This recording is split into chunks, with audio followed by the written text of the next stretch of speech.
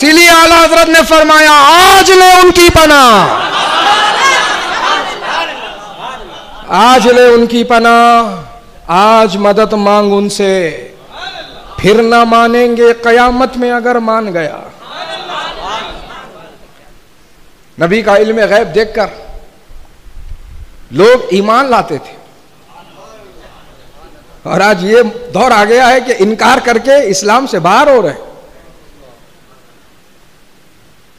बहरहाल मौजू बदल जाएगा तो मैं अपने मौजू पर कायम रहूं और शान सैयदना अबू बकर सिद्दीक़ रज़ी अल्लाह ताला अन्हु पर गुफ्तगू की सादत हासिल करूं। तो मर्दों में सबसे आगे, सबसे पहले ईमान लाने वाली जात वो अबू बकर सिद्दीक़ की जात है। औरतों में उम्मुल मोमिनीन सैयदा खतीजतुल कुबरा रज़ी अल्लाह ताला अन्हा, जो मेरे आका की पहली ज़ौजे पाक है, उन्होंने कलमा पढ़ा। औरतों में सबसे पहले आज़ाद करदा गुलामों में हज़रत सैयदना ज़ैद इब्ने हारसा रज़ी अल्लाह ताला अन्हु ने सबसे पहले कलमा पढ़ा। और बच्चों में खलीफा चहरुम दामादे रसूल शोहरे बतूल फातेह खैबर हजरत सईदना अली शेर खुदा हैदर कर्रार रज़ी अल्लाह ताला अन्हु ने कलमा पढ़ा, जिनकी उम्र गालिबन उस वक्त 11 साल या 13 साल थी। उसी उम्र में उन्होंने नबी का कलमा पढ़ लिया। सुभान अल्लाह। तो हजरात मोहतरम, जिस लम्हा जिस घड़ी हजरत अबू बकर ने नबी का साथ ले लिया, नबी का दामन थाम लिया, फिर नबी का साथ कभी नहीं छोड़ा। आप पढ़ेंगे तो आपको पता चलेगा मक्का में अबू बकर साथ हैं, मदीना में अबू बकर साथ हैं, बदरो उहुद में अबू बकर साथ हैं, खंदक खोदने में अबू बकर साथ हैं, सफर में अबू बकर साथ हैं। और वो सफर कौन सा? वो सफर है हिजरत का। जब कुफार और मुशरिकीन ने मेरे नबी के घर का मुहासरा किया, बहुत गहरी प्लानिंग की उन्होंने, और वो प्लानिंग कहाँ हुई मालूम? दारुल नदवा में। ये मक्का में एक मकान था सीक्रेट, वहां पर ये तमाम सरदार कुफार और मुशरिकीन के जमा होते थे और इस्लाम और दाइए इस्लाम के खिलाफ आगे के क्या प्लानिंग है वो यहां तैयार करते थे, जिस घर का नाम दारुल नदवा था। दारुल नदवा था।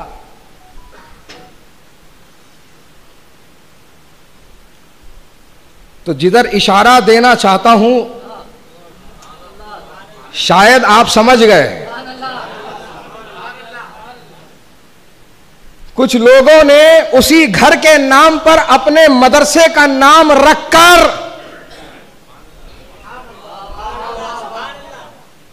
दुनिया को यह जाहिर कर दिया कि हमारा ताल्लुक कहां से है, हमारा ताल्लुक किससे है। ठीक है, तो उनसे कह दो तुम्हें दारुल नदवा मुबारक, और हम सुन्नियों को हुजूर शहबाज़े दक्कन ने जो दारुल उलूम फैज़े रजा कायम करके दिया है, वो फैज़े रजा मुबारक। सुभान अल्लाह। तो तो हजरात उस घर में प्लानिंग होती थी, ये प्लान हुआ, शैतान भी बैठा है, चादर ओढ़ के, कम्बल ओढ़ के। तो कुफारान कुरैश ने देखकर पूछा, बाबा कौन तुम, पहले तो नहीं देखा। कहा मैं शेख नज्द हूं, नाम भी लिया सो देखो, मैं शेख नज्द हूं, तुम्हारी मीटिंग में मैं मशवरा देने के लिए आया हूं। कहा ठीक है। तो एक ने कहा मुल्क बदर कर दो, शहर बदर कर दो। तो इसने बोला शेख नज्द जो शैतान है इंसानी शक्ल में आया है कम्बल ओढ़ के, कहता है कि ये नादानी ना करना, मोहम्मद अरबी के चाहने वाले बहुत हैं, तुम उनको यहां से निकालोगे वो पूरी एक फौज तैयार करके तुम पे हमला करेंगे, ये हिमाकत ना करना। फिर क्या किया, अबू जहल बोला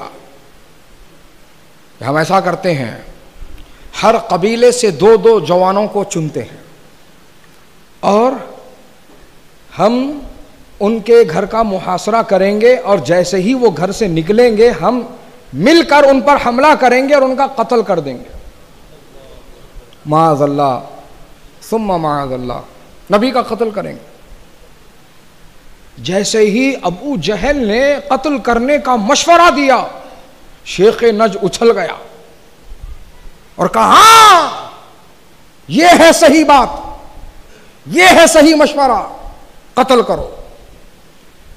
फिर उसमें यह ऐड किया गया कि हर कबीले से 2-2 जवान वहां पर तैनात किया जाएगा, तो इससे होगा ये कि इनके खानदान वाले सबसे लड़ाई नहीं करेंगे,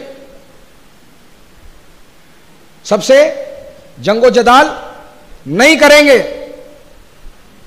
और जब बात घूम फिर कर खून बहा देने पर आएगी तो हम सारे कबीले वाले इक्वली डिवाइड करके वो खून बहा की कीमत अदा कर देंगे और इस सारे मामले से हम छूट जाएंगे। शैतान खुश हो गया, कहा वाह वाह वाह वाह, बहुत शानदार ये मशवरा है, बहुत बेहतरीन ये मशवरा है। चुनांचे इसी पूरे प्लान को कामयाब करने के लिए उन्होंने मेरे नबी के घर का मुहासरा कर लिया और अल्लाह ने हजरत जिब्रील को रवाना फरमा दिया, जाओ मेरे महबूब से कह देना, ए मेरे महबूब अब तुम मक्का से हिजरत करो मदीने की तरफ। सुभान अल्लाह सुभान अल्लाह।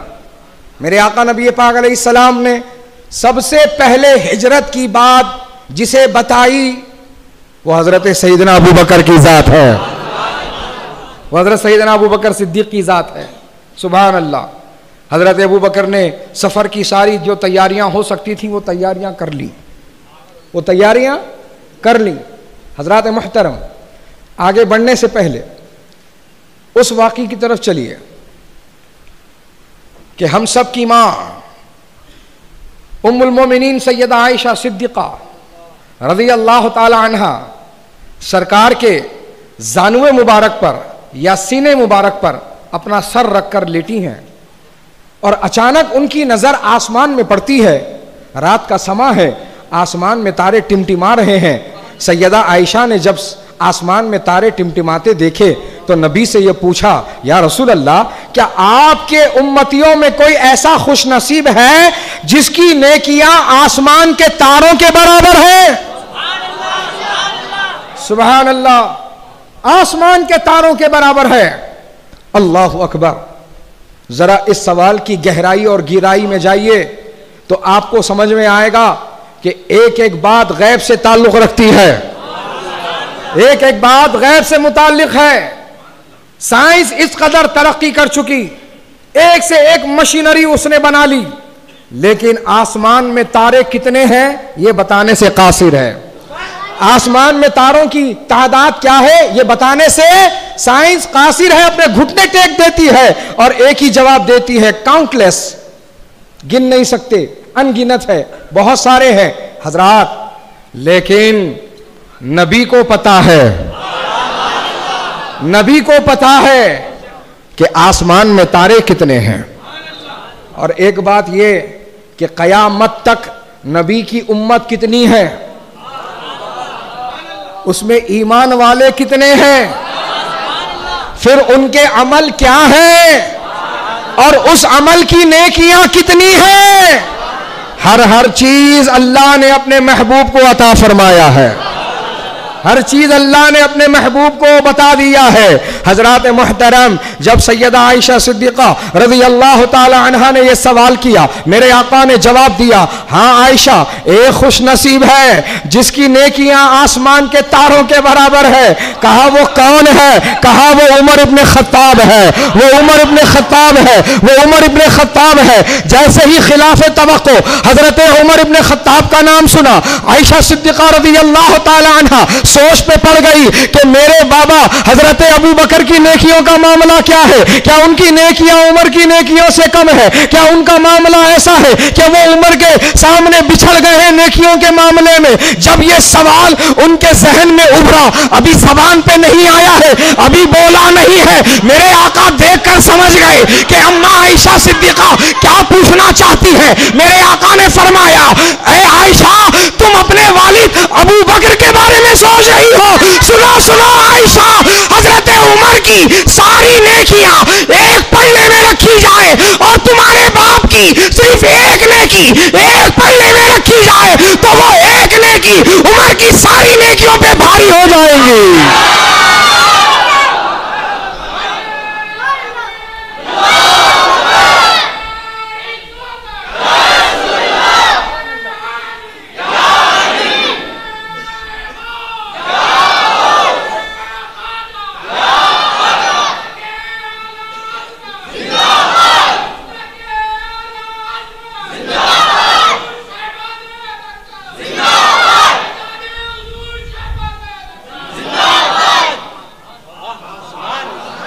और फिर फरमाया, जानती हो आयशा वो नेकी कौन सी है? आयशा वो नेकी तुम्हारे बाप अबू बकर ने हिजरत की रात कमाई है। हाय हाय, हिजरत की रात क्या हुआ? जब रब ने बता दिया तरीका कैसे निकलना है, मेरे आका ने जमीन से कंकरियां उठाई, रेत उठाई, उस पर कुछ पढ़ा, जो रब ने बताया वो पढ़ा और उन कुफारों मुशरिकीन की तरफ फेंक दिया। और मेरे आका इत्मीनानो सुकून के साथ उनके दरमियान से निकल कर गए और जाने से पहले हजरत अली को बुला लिया। हजरत अली को बुला लिया और हजरत अली से फरमाया, अली, मुझे हिजरत का हुक्म हो गया है और मैं अब मक्का से मदीना हिजरत करने वाला हूं, लेकिन सुनो अली, मेरे पास इन कुफारों मुशरिकीन की अमानतें रखी हैं, तो अली मैं चाहता हूं कि आज रात तुम मेरे मकान में रुक जाओ, मेरे बिस्तर पर सो जाओ और सुबह में उठना, इन तमाम कुफारों मुशरिकीन की अमानतें उनको सौंपना और मदीने चले आना, और मदीने चले आना। हजरत मोहतरम अब हजरत अली शेर खुदा हैदर कर्रार रज़ी अल्लाह ताला अन्हु नबी के बिस्तर पर सो गए, नबी के बिस्तर पर सो गए और उठे। उठने के बाद नबी ने जो बताया वो काम कर दिया और मदीने को आ गए। उधर सहाबा इकराम हजरत अली का इंतजार कर रहे हैं, हजरत अली के आने का बेचैनी से इंतजार हो रहा है। जब हजरत अली लौट कर आए तो सहाबा ने घेर लिया और पूछा, अली वो रात कैसे गुजरी, वो रात कैसे गुजरी, वो रात कैसे गुजरी? तो हजरत अली का जवाब है, हजरत अली फरमाते हैं, खुदा की कसम अली जितने इत्मीनान के साथ उस रात को सोया है, किसी रात को इत्मीनान के साथ नहीं सोया है, क्योंकि अली जब भी बिस्तर पर जाता है तो दिल में ख्याल आता है कि सुबह उठ पाऊंगा कि नहीं, सूरज तुलू होता हुआ देख पाऊंगा कि नहीं, ये दिल में ख्याल आता है। लेकिन उस रात मैं बेफिक्र होकर सो गया, इसलिए कि नबी ने फरमा दिया था, अली सुबह उठना है, अमानतें देना है, मदीने को आना है। तो अली को इत्मीनान हो गया कि अली को इस रात मौत नहीं वाली है।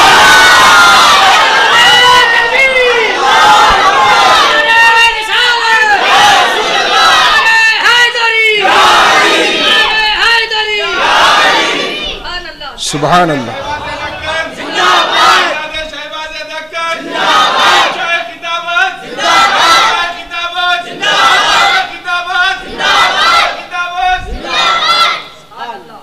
अली को इत्मीनान हो गया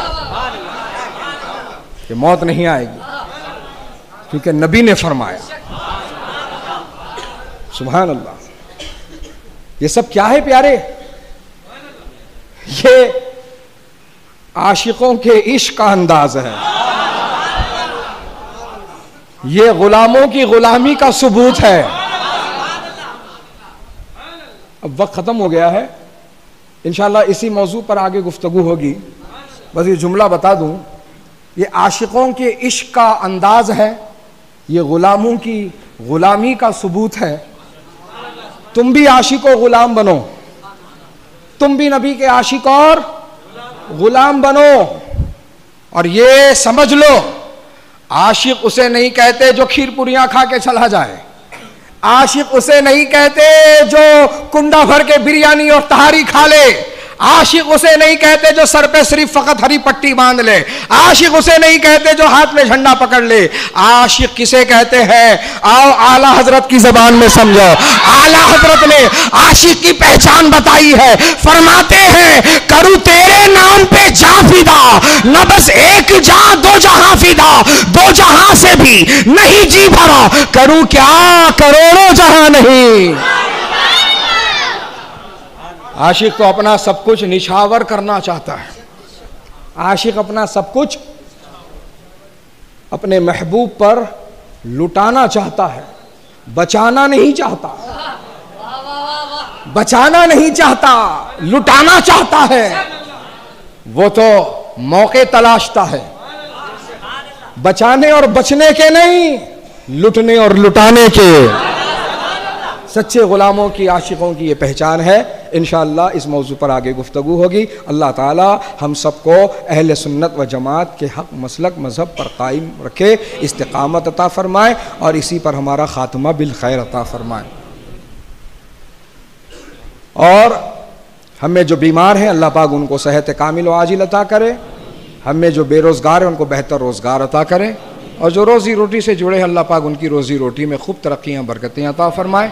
और हमारे मुल्क हिंदुस्तान, हमारी रियासत तेलंगाना और हमारे शहर हैदराबाद को अल्लाह पाक तमाम वबाई अमराज से महफूज रखे, तमाम तर बीमारियों से अल्लाह पाक हमारी हिफाजत फरमाए, तमाम तर मुज़ी और मुहलिक बीमारियों से हमारी हिफाजत फरमाए।